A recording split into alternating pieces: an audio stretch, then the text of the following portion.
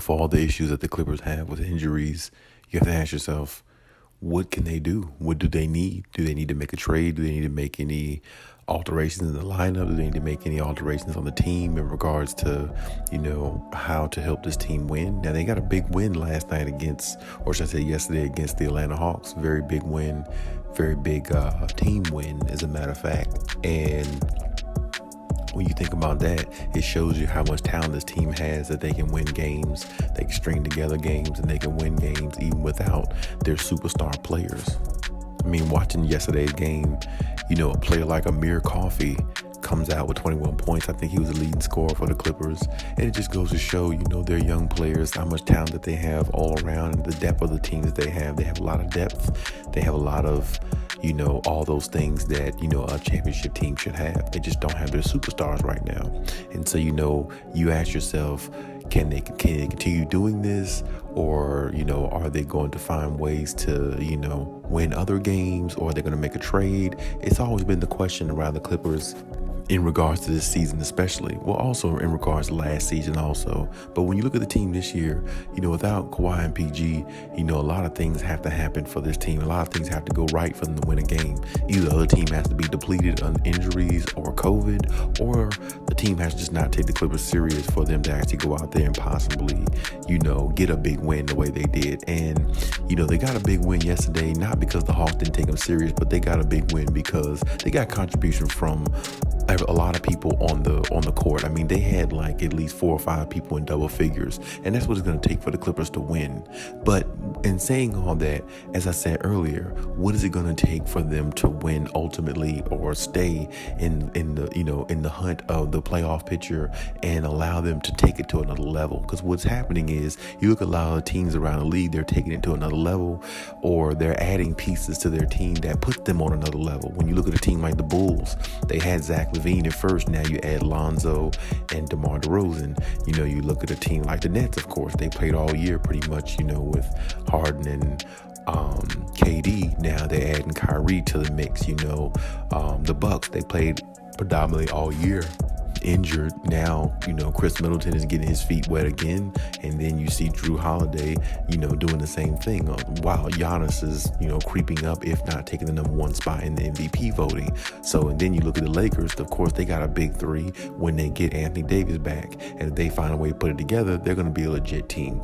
Then you see Klay Thompson come back yesterday, play a big, play a big role in the, Warriors, win, and just the excitement of seeing him playing was really good to see. I'm glad to see him back on the court. Shout out to him especially. It's been 2 years. It's been way too long. So he's definitely a part of the NBA world that people needed, to come back to, help the NBA. So now the Splash Brothers are back together. And these are the things I'm talking about. When you look at other teams, they have other resources that they can go to, and other teams just seem to be ascending. So now it's like, of course they have a big 3 again if you add Draymond Green to that. So when you look at the Clippers, what do they need? And a lot of people may say they need a trade or make another, get another option that they can rely on. So looking at the reports here lately, there's been a trade proposal in regards to the Clippers, and the trade proposal is the Clippers and Timberwolves looking into a trade possibility. And the trade possibility is talking about D'Angelo Russell. So when you look at D'Angelo Russell, how could he help the Clippers win? How could he fit with the Clippers? Well, when you look at his skill set and his, and his abilities, he fits with the Clippers pretty well if you look at his skill set. Now, I don't know about his winning intangibles. I'm not sure if he has any of those, because I don't know if he's been in the right situations to, be called a winner. The Lakers weren't that good when he was there, and I think he was there on the backside of Kobe Bryant leaving the Lakers or retiring. And then, the Timberwolves and the Nets, I believe. He'd never really been on a team I thought that really was a contender. So it's hard to really, quantify what type of player he is or what his status is in regards to helping a team win a championship. But looking at his skill set, I mean, he averages 18 and 6 a game with 4 rebounds. And that's very, very impressive from a player like him. And if you look at those type numbers, you take those type numbers and put them with a team like the Clippers, if they're healthy, with a Kawhi and with a PG, they're definitely good enough to win a championship. And even if one of them is hurt, like let's say PG comes back, or, PG is out, Kawhi's in there, even with one of the superstars from the Clippers, with a player like D'Angelo Russell, I think it could work. And I definitely think the intangibles that D'Angelo Russell doesn't have as far as winning, which some people might think he doesn't, I feel like Ty Lue can help him get those. I feel like Ty Lue can put him in a good position to be an even better player than what he has been, be a more consistent player. And I feel like Ty Lue is the type of coach, if they did make the trade for D'Angelo Russell, he can help make him a damn near all-star caliber type player, because D'Angelo Russell has that type of talent. He has the talent to be an all-star type player. He's just not on all-star type teams where, he's on a team where that gets notified, that gets looked at as one of the premier teams in the NBA, even though the Timberwolves are getting better. And I believe they're in the 8th seed, I believe, right now as we speak, and tied with the Clippers for it. And the Timberwolves are definitely an ascending team, but at the same time, they're not a team that's going to get notoriety. They're just not a team a lot of people take serious. So I think if D'Angelo Russell did get traded to the Clippers, I think he would help them a lot in regards to their depth, in regards to, taking care of the basketball and, being the point guard that they feel like, they might need if they're looking into this trade proposal. And, I've said before that a point guard for the Clippers would do them very, very good justice, because instead of having Kawhi and PG average 5-6 assists a game, let them go out there and cook and do their work on offense and, shoot people the whole time, and, let them do their thing that way, and allow a point guard to be on to run the offense the way it should be, to get them in the spots they need to be even more effective. And I feel like that's what's going to take the Clippers over the hump, which is just one specific reason why I said this past offseason, go get Kyle Lowry, because he's one of those type point guards. He can give you 16, 17 points a game with 5 or 6 assists, and give you maybe a few rebounds, and give you high quality play and knock down some big shots. And that's what I felt like the Clippers needed to get over the hump. And when you think about that in its entirety, well, D'Angelo Russell to me kind of fits that mold. Like I said, I'm just not really sure about his winning intangibles, but I feel like Ty Lue can actually help him become more of a winner type point guard. And on top of that, playing with Kawhi and PG, his skill set might sharpen up more, because when you play with better talent, it just makes you a better player overall, and eventually you just end up playing better overall because of the environment you're in. Shout out to Anthony Edwards and Karl-Anthony Towns, but they're not Kawhi Leonard and Paul George. They're just not. They're not on that level as of yet. Maybe they will be one day, but they're not. So you put him around talent like that, then you have something going. Then you got maybe, a point guard that is not only effective on the offensive end, but maybe, he'll start playing defense a little bit better, just because he's around players like that who like to play defense and who's known for playing defense. And then on top of that, he's a lot younger, he's fresher, and he comes in there with fresh legs and the fresh mentality. And I feel like if they were able to make that trade, that would be a decent trade for them. But on the flip side, you just hope that they don't give up any of their other core pieces just to get a player like that if they do decide to go with the trade, because then that might take away from their overall dynamic in regards to being the most deepest team in the NBA, besides maybe the Brooklyn Nets and maybe one or two others. So, you have to kind of look at it from both ways, but you have to be optimistic about it in regards to, you can give a little bit, but you got to get something back in regards to helping you win a championship and be a championship contender.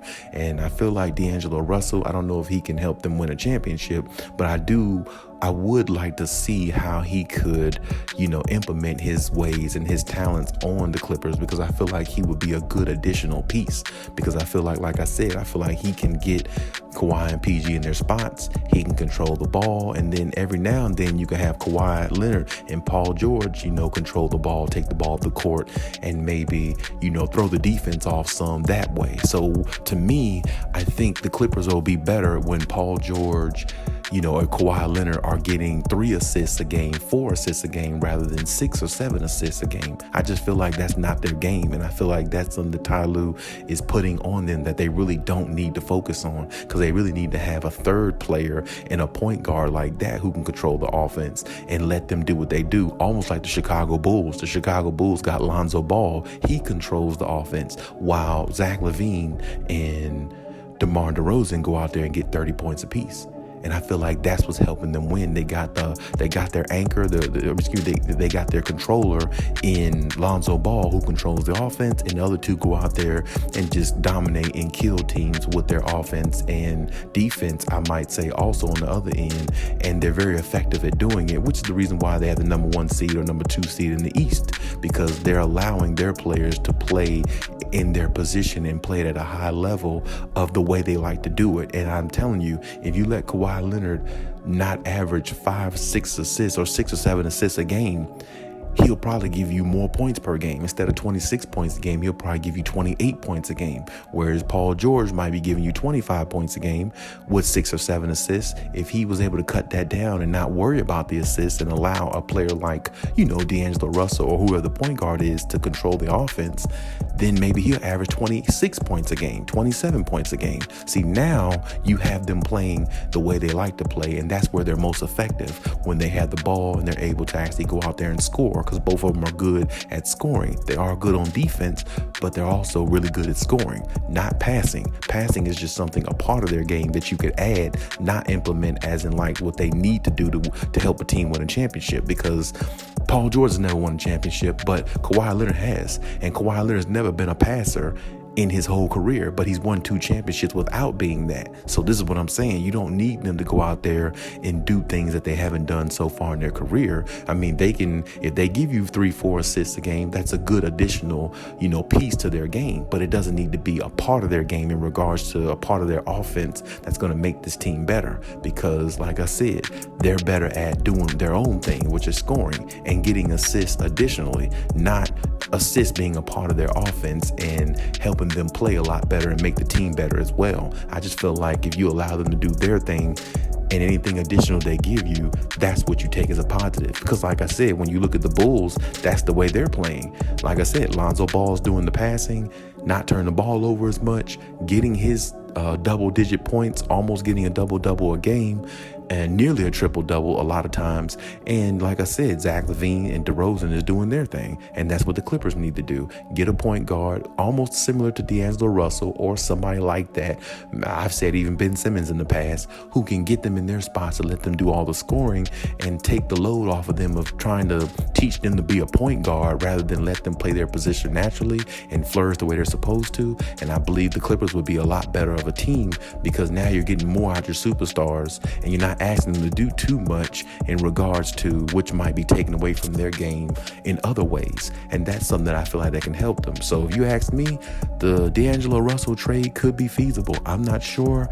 I really don't dislike the fit. I feel like he could fit some, and I feel like he can, he can do a lot of good things if he's actually traded. I just don't believe the Clippers should give up too much for any player right now, because like I said, you're one of the deepest teams in the NBA. So if you give up too much, then you're just going to take away from your championship ability of going further in the playoffs. But hey, that's my take on the situation. You leave any comments in the comment section. Let me know what you think, as always. And hey, Khaliis out.